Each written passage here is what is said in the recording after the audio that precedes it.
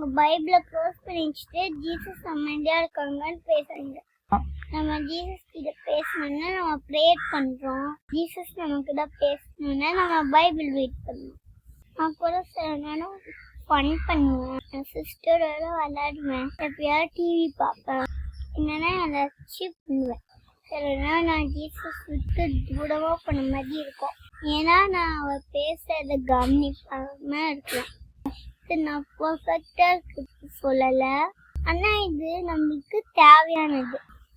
Bible நம்மளுக்கு வெறும் book கிடையாது. ஜீசஸ் பத்தி உண்மை. ஜீசஸ் மேத்யூ 4:4 என்ன சொல்றாங்க தெரியுமா? பசிக்கு சாப்பிடுறது எவ்வளவு முக்கியமோ அதை விட ஆத்மா உயிர் வாழ்றதுக்கு பைபிள் வசனம் ரொம்ப முக்கியம். அப்படின்னா பைபிள் வாழ்க்கானது. நம்ம லைஃப்ல குழம்பு போய் எல்லாமே முடிஞ்சிருச்சுன்னு நினைச்சா, என்னன்னா எதுவுமே இல்லைன்னு இருந்தா, அவரோட ஜீவனோட வார்த்தைக்கிட்ட போங்க. நீங்க பைபிள் ஓபன் பண்ணும் போது ஜீசஸ்க்கு உங்க ஹார்ட்டை ஓபன் பண்றீங்க. நீங்க பைபிள் ஓபன் பண்ணும் போது உங்க மனசையும் உங்க அறிவையும் திறக்குறீங்க.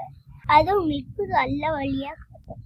அவரோட வார்த்தையை நீங்க பொறுமையா படிக்கும் போது அது உங்களுக்கு புது ஸ்ட்ரென்த் தரும். ஜீசஸ் அமைதியா இல்லை, நம்ம தான் வழி தப்பி போயிடுறோம்.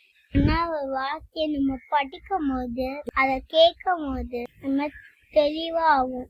ஸோ நீங்க ஜீசஸ் விட்டு தூரமா போயிட்டீங்கன்னு நினைச்சீங்கன்னா இன்னைக்கு உங்க பைபிள் எடுத்து பண்ணுங்க.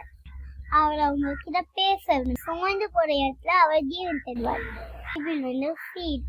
அதை நம்ம மனசுக்குள்ள நல்லா வச்சாதான் அதெல்லாம் ஃப்ரூட்ஃபுல்லா மாறும். God bless you.